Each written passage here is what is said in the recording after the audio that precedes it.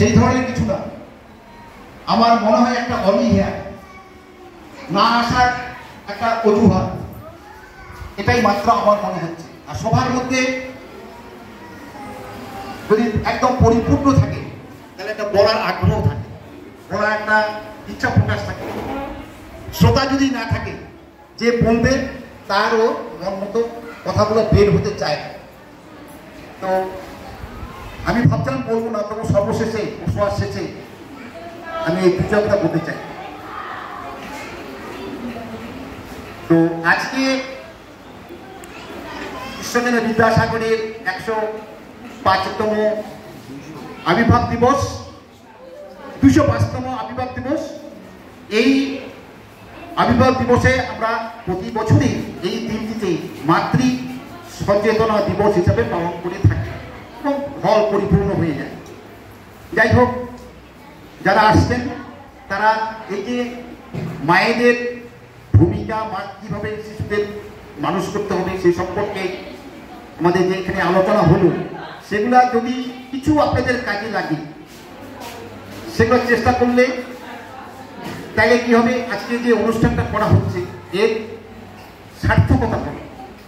আমরা অনেক অনুষ্ঠান করি, এই স্বাধীনতা দিবস করলাম, রবীন্দ্র জয়ন্তী হয়ে গেল, 23শে জানুয়ারি, 26শে জানুয়ারি, স্বামী বিবেকানন্দ জন্মদিন। এই যে মহান মহান ব্যক্তিদের আমরা জীবন, তাদের আবির্ভাব দিবস ইত্যাদি, তাদের বাণী আদর্শ আমরা আলোচনা করি, উৎসব পালন করি। কেন করি? অনেক বাচ্চা আছে, অনেক শিশুরা আছে, এই ছবিটাকে দেখাই দিতে বলতে পারে। এই যে ছবিটা এখানে বসানো আছে ঈশ্বরচন্দ্র বিদ্যাসাগর মহাশয়, হ্যাঁ, এরকম যাতে এই মনীষীদের ছবিটা দেখালেও অনেকে বলতে পারে, এরকম আশ্চর্য লাগে। এরকম অনেক ছাত্রছাত্রী আছে, মহাত্মা গান্ধী এই ছবিটাকে দেখে বলতে পারে তার কি আদর্শ, তার কি নীতিবিধি ছিল, কেন তারা আমরা আজকে এখানে আসনে বসে তাদের পূজা করছি, তার কথা কেন, তার কি আদর্শ ছিল, কেন তারা আমরা আজকে এই দিনটা উদযাপন করছি, এগুলা আমাদের জানা দরকার। ঈশ্বরচন্দ্র বিদ্যাসাগরের কাহিনী প্রচুর, অনেক কথা আছে। এই যেমন বিদ্যার সাগর ছিলেন, দয়ারাও সাগর ছিলেন, অনেক গল্প আছে। আমরা স্কুলে পাঠ্য বইতে থাকি, গল্পের বইতে থাকে, ঈশ্বরচন্দ্রের জীবনী আছে, বই বনমতামতা বই আছে, পাতলা বই আছে, ছোট পাতলা বই পাওয়া যায়। সেগুলো বই যদি এই মহাপুরুষদের যে জীবনী, নেতাজি সুভাষচন্দ্র বসু, রবীন্দ্রনাথ ঠাকুর, সুভাষচন্দ্র বসু, আরো যারা যারা আছে এরকম মহান ব্যক্তি যারা, তাদের ওই 4টি বই পাওয়া যায়, বড় বই পাওয়া যায়, বাচ্চাদের ছোট ছোট পাতলা পাতলা বই পাওয়া যায়। সেই বইগুলো যদি আমরা বাচ্চাদের হাতে তুলে দিতে পারি, এখন গল্পের বই আর পড়ে না, গল্পের বই, নীতিকথার বই, এগুলো বাচ্চাদের হাতে দিতে হয়, তাহলে এই মহাপুরুষদের জীবনীগুলো তারা জানতে পারে, আদর্শ কেন তারা আমরা পূজা করছি। আর কি আমাদের চেষ্টা করতে হবে, যে যে গুণ, যেসব গুণ নিয়ে আজকে এই যে ঈশ্বরচন্দ্র বিদ্যাসাগর এই জায়গায় পৌঁছিয়েছেন, সেই সব গুণগুলো আমরা বই পুস্তক করে আজকে আলোচনার মধ্যে থেকে জেনে নিয়ে, বুঝে নিয়ে, আদর্শগুলো আমরা আমাদের জীবনে, আমাদের বাস্তব জীবনে আমরা সেগুলো বাস্তবায়িত, প্রতিফলিত করার চেষ্টা, নিয়মগুলো, আদর্শগুলো মেনে চলার চেষ্টা করতে হবে। আমরা পালন করলাম, কিছুই তারা এখান থেকে গেলাম, বাড়িতে সব ঘুরে গেলাম, তাহলে সার্থকতা হবে? কোনো সার্থকতা হবে না। যার জন্য আজকে এই আমাদের বিশৃঙ্খলা, আমরা পড়াশোনা করি, শিক্ষকদের মান্যতা দেই না, গুরুজনদের মান্যতা দেই না, শ্রদ্ধা ভক্তি সব কিছুই সব শেষ হয়ে গেছে। তাই কেমন করে হবে? ঈশ্বরচন্দ্র বিদ্যাসাগরের মহান জীবনী, তিনি লেখাপড়া খুব শৈশবে এরকম গরিব ঘরের ছিলেন, ব্রাহ্মণ পরিবারে একজন তিনি জন্মগ্রহণ করেছিলেন। লেখাপড়া অনেক কষ্ট করে, কিন্তু তিনি প্রতি বছর পরীক্ষায় প্রথম স্থান লাভ করতেন, কোনোদিনও দ্বিতীয় স্থান লাভ থাকেনি তার, প্রতি বছরই প্রথম স্থান, ফার্স্ট। এত কষ্টের মধ্যেও এখন ইলেকট্রিফিকেশন আছে, কত কি আছে, রাস্তার লাইটে বসে পড়াশোনা করছে, আমাদের বই পুস্তকগুলো পড়ছে। আজকে ছেলে মেয়েরা পাবে, শিক্ষার্থীরা পাবে কত রকম কি প্রাইভেট টিউশন, কি দূরের কথা, নিজে নিজেই রাস্তার লাইট আছে না, রাস্তার লাইটে ওখানে বসে পড়াশোনা, এত কষ্ট কোনোবার খাওয়ার জন্য, তার মধ্যে আজকে শিক্ষা এই জায়গায় আসে। কিসের থেকে হচ্ছে? কেমন করে যত মহাপুরুষরা আসছে, তাদের ব্যাকগ্রাউন্ড, তাদের জীবনী, বলে জানবো তাদের মূলে হচ্ছে তাদের মা। প্রত্যেকটা মায়েরা ছিলেন দেবী হিসাবে, যেমন দেবতা দেবী হিসাবে তার মায়েরা ছিলেন। সেই মাতৃগর্ভে আসছেন ঈশ্বরচন্দ্র বিদ্যাসাগর আরো মহান ব্যক্তি যারা আমাদের দেশকে আসছেন। এই মা যদি সঠিক না হয় তাহলে কিন্তু হবে। মায়েদের যেন মাতৃ সচেতনতার উপরে খুব জোর দেওয়া হচ্ছে। এখন বিভিন্ন জায়গায় এই অনুষ্ঠানে মাতৃ সচেতনতার এই অনুষ্ঠানগুলো করা হয়। আগে আমি যখন শিক্ষকতা করতাম তখন আমাদের সরকারি হিসাবে ঘোষণা ছিল যে মাতৃ সচেতনতা করতে হবে। এখন মনে হয় না সরকারি স্কুলগুলো। যাই হোক, আমরা কিন্তু প্রথম থেকেই এই অনুষ্ঠানটা পালন করে আসছি। কেন মায়েরা সচেতন না হলে শিশুর বিকাশ কোনোদিনই হবে না, সম্ভব হবে না, কোনোদিন সম্ভব হবে। যেমন ঈশ্বরের বিদ্যাসাগর আগে গাড়ি ঘোড়া ছিল না, এখন তো এত গাড়ি ঘোড়া সাইকেল মোটরসাইকেল, একটা বাড়ি 2-4 টাকা সাইকেল তো ছিলই, এখন সাইকেল উঠে গেছে, মোটরসাইকেল 4 চাকার গাড়ির অভাব নেই। কিছু হলে আমি ওই ক্রান্তি যাবো মোটরসাইকেলে চলে গেলাম।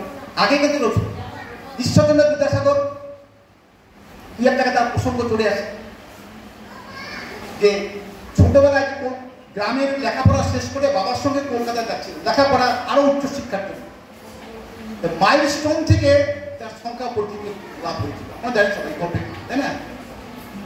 মাইলস্টোন, মাইল মানে হচ্ছে 1 মাইল 2 মাইল 3 মাইল, আগে ছিল, এখন তো কিলোমিটার হয়ে গেছে, 2 মাইলে 1 ক্রোশ হয়। তাই মাইলস্টোন দেখে তার শিক্ষক সংখ্যা পরিচিত হয়ে গেছে। বাবা একটা বুদ্ধি করে, গল্পটা তো জানেন সবাই, বলার অপেক্ষা থাকে না। ওইটা দেন তো ম্যাডাম, ওইটা নালে দেন, কাছেতে বলতে হবে একটু। কাছে নিয়ে বাবা একটু কৌশল করে একটা মাইলস্টোন বাদ দিয়ে পরে মাইলস্টোনে গিয়ে গল্প করতে করতে তার সাথে ছেলের সঙ্গে চলে গেছে। তখন এই 17, 9 না 10 এবং বাদ দিয়ে একটা পরের মাইলস্টোনে গিয়ে বলছে, বাবা তুমি একটু ভুল করে আসছো, যে আগের একটা মাইলস্টোন মনে হয় এখানে 5 লেখা ছিল, এখন তো আমরা 6 লিখেছি। তাই নাকি? ছোটবেলা থেকে ঈশ্বরচন্দ্র বিদ্যাসাগর এইভাবে আস্তে আস্তে হেঁটে হেঁটে কলকাতায় গেছিলেন বাবার সঙ্গে। চিন্তা, তখন তো গাড়ি ঘোড়া ছিল না, এখন তো আমাদের সব গাড়ি ঘোড়া তো হেঁটে হেঁটে সেভাবে কলকাতায় যাওয়া, ওই রাস্তায় যেতে যেতে ওই সংখ্যা পরিচিতি ছিনিয়ে, ইংরেজি সংখ্যা ছিনিয়ে গেছিল। এইরকম আমরা শিশুদের যখন বাসে যাই বা বাড়িতে থাকি তখন অনেক জিজ্ঞাসা করে, এটা কি, ওটা কি, এটা কি, জিজ্ঞাসা করবে করে কিনা। বাড়িতে তো জিজ্ঞাসা করি, আবার যখন গাড়ি করে বা ট্রেনে করে বা কোথাও নিয়ে গিয়ে যাওয়ায় তখন রাস্তার দিকে তাকায়, জানলা দিয়ে দেখে, বাবা মা ওটা কি, এটা কি। আমরা তখন 1-2টা উত্তর দিই, বাকিরা আমরা নিজেরা বিরক্ত হয়ে গেছি, চুপ করে থাক, তাই না? আমরা নিজেরা যখন বিরক্ত হয়ে যাই, বিরক্ত হবে। ওরা শিশু মনে জানতে চায়, বুঝতে চায়, ঠিক কিনা? ওদের অনেক জানার ইচ্ছা, অনেক কিছু জানতে চায়। আমরা কিন্তু তখন বিরক্ত বোধ করি, বলতেই চাই না। তখন ওদেরকে বলতে হবে, বাড়িতে তো বলবোই, তাই না? এবং রাস্তাঘাটে যখন আমরা বাচ্চা নিয়ে বের হবো, ওদের যে মনের আকাঙ্ক্ষা যেগুলো জানতে চায় সেগুলো যদি আমরা ওদেরকে বুঝিয়ে বলতে হবে, তা নাহলে ওরা কিছুই জানতে পারবে। তো এই যে শিশুরা স্কুলে আসে, স্কুলে থাকে কতটুকু সময়? 24 ঘন্টার মধ্যে 2.5-3 ঘন্টা স্কুলে থাকে, বেশিরভাগ সময়টাই হচ্ছে বাড়িতে থাকে। তো এই বাড়ির শিক্ষা যদি সুষ্ঠু না হয়, বাড়িটাই হচ্ছে প্রথম বিদ্যালয়, প্রথম ইউনিভার্সিটি হচ্ছে তাদের বাড়িটাই। বাড়িটা যদি সঠিকভাবে পরিচালিত না হয় তাহলে কিন্তু শিশু সঠিকভাবে গড়ে উঠতে পারবে। সঠিক হবে হয়তো MA পাস BA পাস করবে, তার চরিত্র সেইভাবে গঠিত হয়, লেখাপড়া সেভাবে অগ্রণী ঘটে সে করতে পারে। এই জন্য বাণীর মাধ্যমে বলা আছে, বিদ্যালয়ে ছেলে মেয়ে যতই শিক্ষা শিখুক না, বাড়ির শিক্ষা সুষ্ঠু না হলে শিষ্ট স্বভাব হয়। ছেলে মেয়ে বিদ্যালয়ে অনেক স্কুলে শিখলো অনেক কিছু, কিন্তু বাড়ির শিক্ষা যদি ঠিক না হয়, এই যে বাণী আছে, আমাদের ঠাকুরের বাণী আছে, স্বামী স্ত্রীতে ঝগড়া করে ছেলে পুরোই দেখে, গোল্লার ওই সদর দ্বারে পাখা ধরে রাখে। করি কিনা নুনান্তে পান্তা ফোড়ায় আমাদের অভাব অভিযোগ লেগেই থাকে।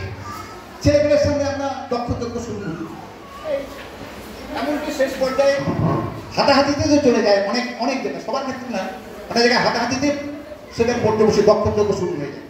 তো এই ছেলে মেয়েগুলো ঝগড়াঝাটি যদি আমাদের দেখে তাহলে কী হবে? আমরা শ্রদ্ধা হবে, শ্রদ্ধা থাকবে?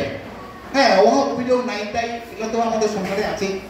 যার কোটিপতি সেও যে হাজিরা মজুরা করে সংসার চালায় কষ্ট মষ্টে, তারও সংসারে অভাব অভিযোগ থাকতে পারে। তাই বলে আমাদের মধ্যে নাই তো নাই, ঠিক আছে এটা দিয়েই হবে, এরকম যদি আমরা মাগুলো মেনে নিতে পারি, আমাদের প্রত্যেকটা পরিবারে মায়েরা যদি এটা মেনে নিতে আজকে যা আছে হ্যাঁ তা দিয়েই চলবে, কোনো অভাব হ্যাঁ আমরা ঝগড়াঝাটি করে যাবো না, তাহলে কিন্তু ছেলে সন্দেহ আছে। অভাবটা কোথা থেকে আছে? ভাবের অভাব। অভাব ভাব থেকে ভাব, ওই চাওয়া পাওয়া আকাঙ্ক্ষাই হচ্ছে অভাবের মূল কারণ। হ্যাঁ, আকাঙ্ক্ষা না থাকলেও হবে না, মানুষ তাহলে জড় পদার্থ হয়ে যাবে, জানেন? আকাঙ্ক্ষা যদি না থাকে, যে বুদ্ধিতে বলছিল আকাঙ্ক্ষাই হচ্ছে দুঃখের কারণ। আবার আকাঙ্ক্ষা না থাকলে মানুষ কি হবে? জড় পদার্থে পরিণত হয়ে যাবে, আকাঙ্ক্ষা থাকতে হবে। সেরকম ভাবে ছেলে মেয়ের সঙ্গে আমরা কখনোই স্বামী স্ত্রী যারা থাকবো আছি, আমরা সংসার পালন করছি, হ্যাঁ, কিন্তু কোনো সেইভাবে ওই ছেলে মেয়ের সামনে আমরা যদি কোনো রকম অশান্তি, কোনো মন কষাকষি হয়, একটু ফাঁকে গিয়ে, একটু দূরে গিয়ে বলতে হবে, দেখো তোমার এটা ঠিক হয় নাই, এইভাবে চলো, এইভাবে চলো, এইভাবে চলো, সে বাচ্চাটাদের সামনে থাকে। তাহলে দেখবেন অটোমেটিক্যালি ওই বাড়িতে বাচ্চারা বাবা প্রতি শ্রদ্ধা ভক্তি আপসে আপ হতে থাকে। আমরা সবাই জানি এই যে আমাদের যত রকম, আমি নিজে একজন এখানে বলছি আর কি, হ্যাঁ, তা আমি নিজেও আজকে আফসোসে ভুগছি আর কি, আফসোস করতে করতে এখন শেষ পর্যায়ে চলে আসছে।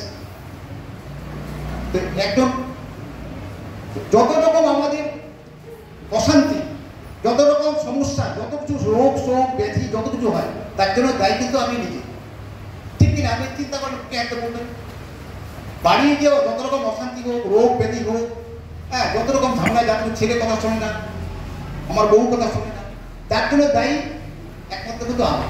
এর মধ্যে তুমি বাড়িটা বলে দেয়, অনেক কথা আছে, ভালো ভালো সব কথা। তুমি তোমার নিজ পরিবারের, দেশের, দশের বর্তমান ভবিষ্যতের জন্য দায়ী। আমি নিজে দায়ী, আমি ব্যক্তি নেই, আমি পরিচালনা করতে পারি না, সংসার ঠিক মতো করতে পারি না, আমার ত্রুটি বহুত রয়ে গেছে, বহু চলায় বলায় আকার খাওয়া দাওয়া সব কিছুর মধ্যে দিয়ে বিভিন্ন রকম আমার ত্রুটি না হলে আমার পরিবার এখন হবেই না, হতেই পারে না। একটু সবাই যদি আমরা ধীর মস্তিষ্কে বসে বা চিন্তা যদি করি, তাহলে দেখবেন সেটাই বেড়ে যায়, যে না ঠিক আমি এই কাজটা করছিলাম, তার জন্য আমার ছেলে কথা শোনে, আমার বউ কথা শোনে না, মেয়ের কথা শোনে না, কারণটা কিন্তু ওইটা নিজেই দায়ী। আমরা নিজেকে দায়ী করতে চাই না, এটাই হচ্ছে সবচেয়ে ভুল চলা বলা আচার আচরণ সব দিক থেকে আমাদের যদি সঠিক না হয়ে আমরা, তাহলে কিন্তু আমরা ছেলে মেয়ে যতই MA পাস করুন, BA পাস করুন, ইউনিভার্সিটি বাইরের আমেরিকার থেকে ডক্টরেট উপাধি পাস হয়ে আসুন, হ্যাঁ, কোনো লাভ নেই। অশান্তি বর্তমান সমাজ ব্যবস্থায় দেখতে পাচ্ছি, হ্যাঁ, কি চরম বিশৃঙ্খল অবস্থা চলছে, সংসারের মতো আছে, দেশের অবস্থা ভয়ঙ্কর অবস্থা, কি যে হবে তা বলা শেষ করা যায়। এই জন্য মাতৃ সচেতনতা দিবস, এই মায়েদেরই হচ্ছে, মায়েরা হচ্ছে মেন। একটা সংসারের মধ্যে মায়েরা যদি সঠিকভাবে না চলে, হ্যাঁ, তাদের আচার আচরণ চালচলন যদি সেইভাবে তৈরি না হয়, চালিত না হয়, তাহলে কিন্তু মহা সমস্যা। আমরা লেখাপড়া শিখবে কিন্তু মানুষ শিখতে পারবো। আর স্কুলেও যখন আসবে, স্কুলে অনেক কথা আছে, আমি এদেরকে বলছিলাম, স্কুলে যখন বাচ্চাটা আসবে, বাচ্চারা কিন্তু অনেক সময় ওই যে রাখি ম্যাডাম বললো যে পয়সা নিয়ে আসে, 50 টাকাও নিয়ে আসে, 10 টাকা 20 টাকা তো কোনো ব্যাপার না, পয়সা কোনোদিন দেবেন না বাচ্চারা, কোনো রকম না, পয়সা দেওয়াই যাবে। আর টিফিনের কথা তো বলছে, আমি বারবারে বলা সত্ত্বেও বাচ্চারা এখনো ওই যে প্যাকেটগুলো জিজ্ঞাসা করে, প্যাকেট যেখানে সেখানে ফেলে। এটা কিন্তু একটা বিদ্যালয়, একটা মসজিদ এরকম যদি আমরা না ভাবি, কেন আমরা বাচ্চাদের প্যাকেট দেবো, কেন দেবো? ওই প্যাকেটগুলো খেলে কি হয়, প্যাকেটের মধ্যে বিভিন্ন কালারিং থাকে, ওই কালারিংয়ের মধ্যে রাসায়নিক পদার্থ দেওয়া কালার শুদ্ধ রং করে দেয়, দেখতে শুদ্ধ চকচক চক দাঁত দিয়ে কামড়ায়, একটা আস্তে আস্তে ভিতরে পেটে চলে যায় সেই রঙগুলো, সেই রাসায়নিক জিনিসগুলো পেটে গিয়ে আস্তে আস্তে বিভিন্ন রকমের রোগের থেকে কত কি যে রোগ হয় আস্তে আস্তে এখনো বুঝতে পারবো না। বাচ্চা যত বড় হবে এটা আমি বন্ধ করতেই পারলাম না।